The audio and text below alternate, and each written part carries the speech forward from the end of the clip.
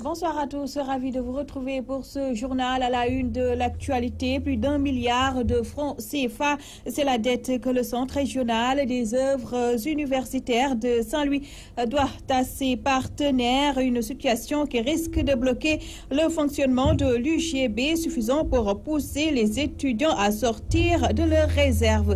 Rien ne va plus dans le regroupement des transporteurs gros porteurs de Kaolack. Une partie des membres réclame la tête du président Ousmane Lo. Les détracteurs de ce dernier veulent relancer la structure.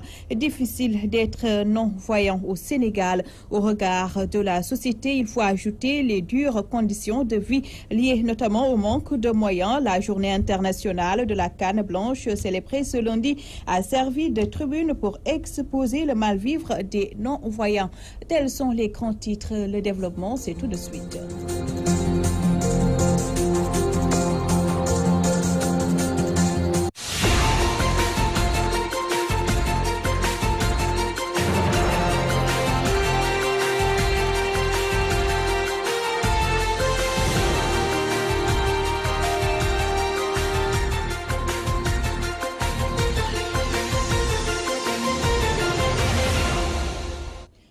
Direction l'université Gaston Berger de Saint-Louis pour ouvrir ce journal. Les étudiants exhortent l'État à résorber la dette d'1,6 milliard de francs que le CROUS doit aux partenaires du Temple du Savoir. Ils menacent d'aller en grève si la situation n'évolue pas.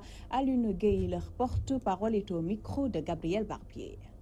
Nous avons appelé aujourd'hui la presse pour leur faire part de notre cri de cœur, de notre ressenti face à la situation qui plombe l'université Gaston Berger de Saint-Louis. Parce que nous constatons que l'université est dans un état qui est mortifère et moribond. La situation actuelle de l'université fait que jusque-là, l'ouverture de l'année académique a connu un échec. On ne peut pas démarrer les cours parce qu'il y a l'indisponibilité des œuvres universitaires. Et cette indisponibilité qui est causée par une dette que le CROUS a à l'endroit des prestataires des restaurants universitaires. Une dette qui s'élève à hauteur de 1,640 milliard de francs CFA. Et donc nous, ce que nous avons à dire, c'est que le directeur du CROUS était conscient de la situation. Parce qu'au moment où on partait en vacances, il savait qu'il y avait un problème de trésorerie. Et ce problème a perduré et a fait ce que ce problème a fait. Et nous, en tant que coordination des étudiants de Saint-Louis, la seule structure habilitée à poser des actes forts à l'université Gaston Berger de Saint-Louis, nous tenons à interpeller l'ensemble des structures de médiation, les médiateurs, l'ensemble des personnes épris aussi par l'éducation et puis par l'enseignement supérieur à venir en aide parce que nous avons besoin d'étudier. Nous, notre avenir, ce sont les études. Un étudiant n'est étudiant qu'un étudiant. Nous interpellons nos parents, nous interpellons l'ensemble donc des acteurs à ce qu'ils s'immiscent dans cela afin qu'on puisse donc démarrer notre année. L'autre appel que nous tenons à lancer, nous fustigons l'attitude de l'État et de son gouvernement, à savoir le président de la République Macky Sall. Parce qu'on ne peut pas concevoir qu'une dette de 1,640 milliard puisse faire que l'université Gaston Berger ne puisse ouvrir ses portes. Ça, nous tenons à fustiger cela. Et ce que nous avons à dire, c'est que sous peu de temps, nous allons appeler les étudiants afin qu'ils puissent venir au campus et nous allons mener le combat et à foutre le bordel comme il le faut comprendre. Après 30 ans à la tête du regroupement des transporteurs gros porteurs de Kaolack, Ousmane Lo doit céder la place. C'est en tout cas ce que réclame une partie des membres du regroupement. Selon ces derniers, il est temps de redresser la structure traversée par de nombreuses difficultés. Les explications à Kaolack de Al-Hassan Bar. Faute de bureaux et de répondants légitimes, les membres du regroupement des transporteurs gros porteurs de Kaolack ont organisé une assemblée générale pour remplacer leur président Ousmane Lo qui dirige depuis 30 ans leur association et qui refuse de céder sa place à la jeunesse. Nous sommes réunis aujourd'hui pour énorer un peu de notre difficulté qu'on est en train de mener parce que le transport est vraiment détruit ici au niveau de Kaolack parce que faute de bureaux, faute de tutelle, on est en train de réaménager un bureau qui a duré 30 ans et qui compte actuellement 5 membres. Soit disant que c'est un bureau donc caduc. Il n'existe plus. On est en train de renouveler le bureau. Ousmane Lo, c'était le président sortant. Un bureau qui dure pendant 30 ans, sans renouvellement, ni bilan, on peut dire que c'est un bureau. Ce qu'on veut actuellement, c'est renouveler, donner du sang pur sur le bureau et partir dans une base solide. Constatant beaucoup d'anomalies dans leur secteur, les transporteurs gros porteurs veulent maintenant prendre leur destin en main en se défendant par leur propre structure. Parce qu'il y a trop de difficultés dans le secteur actuellement. Au niveau du transport actuellement, tu as vu les voitures maliennes. Si tu devrais être à Tamba, on devrait te payer le transport à 300 000. Un Malien vient, on lui donne 100 000, ils prennent ça pour Dakar. Or que là-bas au Mali, le camion sénégalais ne prend plus de bagages. Ça aussi, on devrait le régler. Trop de difficultés même, trop. Il y a les camions gambiens aussi, ils prennent les marchandises à l'intérieur du Sénégal. Or que les gros porteurs ne gagnent rien. Qui peut gagner 1000 francs par jour, ça n'existe pas. Même le bureau sortant n'a pas de bilan. Parce qu'il n'y a pas d'entrée, il n'y a pas de sortie. Très inquiets par leur secteur qui bat de l'aile, ces transporteurs appellent leur père à s'unir devant l'essentiel pour redresser le transport à Kaolack dans son ensemble. Kaolack, Al-Hassan Baya Guissé, Walfadjri. Toujours dans l'actualité, les nouvelles éditions africaines encore dans la tourmente en sit-in ce lundi. Les travailleurs de cette entreprise exigent sa restructuration pour mettre fin aux problèmes de salaire et des autres charges. Ils menacent de manifester devant les locaux du ministère de la Culture. Cheikh Fall, le secrétaire général des nouvelles éditions africaines, est interrogé par Mamou Gassama.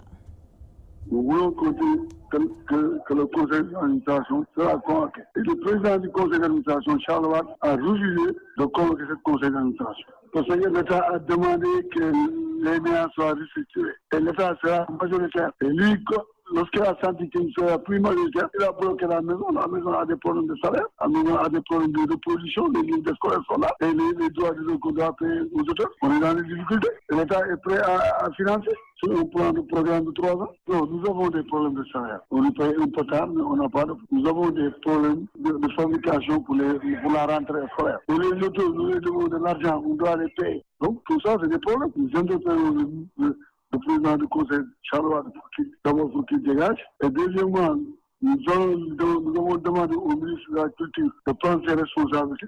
Parce que c'est l'État qui doit prendre ses responsabilités. Si le gars refuse, l'État doit prendre ses responsabilités. Parce que la société est en difficulté, les États financiers l'ont déjà montré comme ça.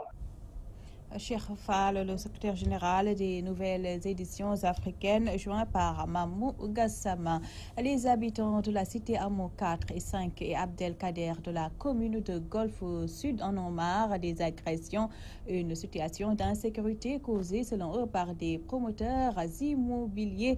Ils sonnent l'alerte dans ce Vox Pop réalisé par Théodore Semedo. C'est-à-dire que ce terrain-là, c'est un terrain des riverains de Amo 4 et AKD. Ce litige-là date depuis 1989. Ce terrain a été affecté à une personne avec une destination précise de construire une école. Entre-temps, ce propriétaire-là est décédé et le terrain a été cédé à une autre personne. Maintenant, cette personne-là a changé la destination pour y édifier des constructions, des maisons. Il a décidé de morceler ce terrain avec 45 bâtiments. Ce qui est en porte-à-faux avec les intérêts des riverains d'Amo 450 AKD. Ce litige-là ne date pas d'aujourd'hui.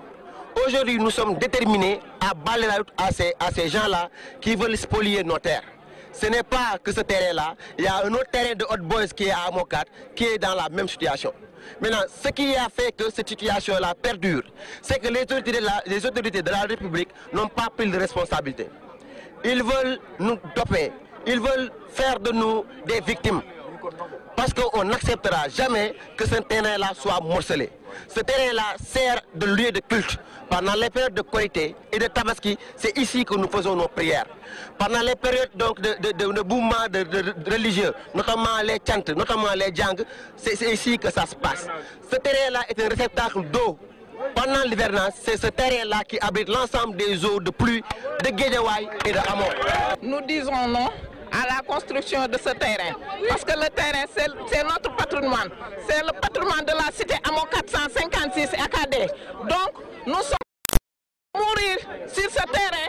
Si le promoteur veut venir ici construire ce terrain, nous allons mourir avec tous nos jeunes, toutes les femmes, parce que nous ne serons jamais d'accord sur ça. Nous disons net sur ce terrain. Nous vous l'évoquions dans les titres. La journée internationale de la canne blanche est célébrée ce lundi, occasion saisie par les non-voyants de Pikine pour dénoncer leurs difficiles conditions de vie. Ils réclament entre autres le renforcement de l'éducation inclusive et leur prise en charge dans le processus électoral. Djibi Pam parle en leur nom. Écoutons-le. Nous avons constaté que l'Institut national d'éducation et de formation des jeunes aveugles a atteint ses limites d'accueil. Exemple de cette année, ils avaient reçu 80 dossiers, mais ils n'ont pu satisfaire que 19. Donc, les initiatives qui sont là, développées par les partenaires au développement, à savoir l'éducation inclusive, l'État aussi doit prendre sa part là-dedans en investissant beaucoup pour que les enfants déficients visuels puissent aller à l'école et non aller dans la rue pour demander l'aumône. Vous rencontrez beaucoup de jeunes déficients visuels dans les rues en train de demander l'aumône alors qu'ils ont leur diplôme dans leur poche. Ou bien s'ils n'ont pas de diplôme, ils ont des projets déjà ficelés si on les accompagne, soit en les finançant les activités génératrices de revenus, ou bien si on les recrute dans les institutions au niveau de la fonction publique locale, ou bien au niveau de la fonction publique d'État, ou bien même dans les autres entreprises. Je pense que ça pourrait régler ce problème-là. L'autre élément aussi de plaidoyer, c'est d'ouvrir les concours des écoles nationales aux cadres aveugles. Ça, c'est un problème que nous rencontrons depuis fort longtemps, que les aveugles sont là, ils ont des diplômes, ils répondent aux critères académiques, mais le seul souci, c'est que ces écoles-là n'ont pas de matériel adapté pour accueillir les déficients visuels. Au niveau de la convergence des aveugles, nous avons un projet de montage de cannes blanches ici au Sénégal et nous avons un partenaire qui est prêt à nous accompagner jusqu'à hauteur de 70% du montant du projet. Mais ce qui le bloque, c'est d'avoir un terrain pour l'accueillir et de couvrir un peu les 30% du projet qui reste. Par rapport au code électoral, nous avons constaté beaucoup de limites qui empêchent un peu la sincérité du vote de la personne aveugle. Parce que la personne aveugle est contrainte à choisir une personne pour lui aider à identifier son candidat. Alors que ça, on sait que le vote doit être secret du début à la fin. Et nous pensons aujourd'hui, avec les nouvelles technologies, qu'il est possible de se passer de l'aide humaine, mais en cherchant de l'accompagnement technique pour permettre aux déficients visuels d'accomplir en toute sécurité leur devoir civique. Parlons à présent de la colère des ressortissants du Pakao basés à Dakar. Ils s'insurgent contre l'abandon de leur terroir par les autorités. Face à la presse, ils ont étalé les difficultés auxquelles est confrontée la région de Sédhiou. Batoura Sagna, leur porte-parole, s'entretient ici avec Théodore Semedo. La rencontre d'aujourd'hui a pour objectif de s'adresser au président de la République et père de toute la nation sénégalaise qui se trouve être M. Macky Sall. La situation que vivent le Pakao, fils et fille du Pakao, est indigne d'un individu du XXIe siècle. Nous sommes dans une obscurité impossible. Nous n'avons pas d'électricité, nous n'avons pas d'hôpitaux, nous n'avons pas de routes, nos terres sont très mal exploitées, les productions ne sont pas vendues. Et nos jeunes sont à 85% diplômés, mais ils sont tous au chômage. Alors ces doléances-là, nous ne pouvons les formuler qu'autour du président. Parmi ces élus locaux-là, nous pouvons citer Boubacar Bia, qui est le député du département de Sédhiou, qui prend le courage de dire à l'Assemblée devant tout l'hémisphère, de dire que dans le Pakao, tout est nickel. Oui. Hein? Comment cela est possible? Vous pouvez dire ça à l'Assemblée, dire que dans le Pakao tout est nickel, alors qu'on n'a pas de route, on n'a pas d'électricité, on n'a pas d'hôpitaux. On n'a rien. Je suis désolé de le dire, mais ça n'existe nulle part. C'est faux. Ils ne plaident pas pour le peuple du Pakao. Je l'ai dit dans tout, nous l'avons dit dans tous les réseaux sociaux, que dans le Pakao, rien ne marche. Rien ne marche, rien ne marche. Les ministres également. Ça fait 7 ans que Boubacar Bia et ministre Abdoulaye Diop, ministre de l'Emploi et de l'intensification de la main-d'œuvre, ils ont tourné le dos au Pakao. Mais si vous tournez le dos au Pakao, c'est sur le dos. Parce que nous n'avons rien de mal contre qui que ce soit, mais ce qui est vrai à dire, c'est que nous n'avons rien de plus cher que ce Pakao-là. Les routes sont dans un état impossiblement à croire. La seule route qui est opérationnelle, fonctionnelle aujourd'hui, c'est la route qui quitte Medina Wandifa, c'est-à-dire Carrefour Diaroumé, et qui va à Kolda. Mais celui qui connaît bien le Pakao, il sait que nous avons plus de 90% de nos représentants sont à l'intérieur. Et à cet intérieur-là, vous n'avez pas de route là-bas. Comment nous pouvons accéder pour pouvoir faire nos échanges? Il est impossible. Les ponts et les barrages qui sont promis pour le moment ne sont restés que promises. PUDC, ça ne nous a donné aucun avantage. C'était le journal de 20h. À toutes et à tous, merci de l'attention. À la 4e et dernière partie de l'édition du soir, c'est tout de suite avec Moustapha Diop. Excellente soirée à tous.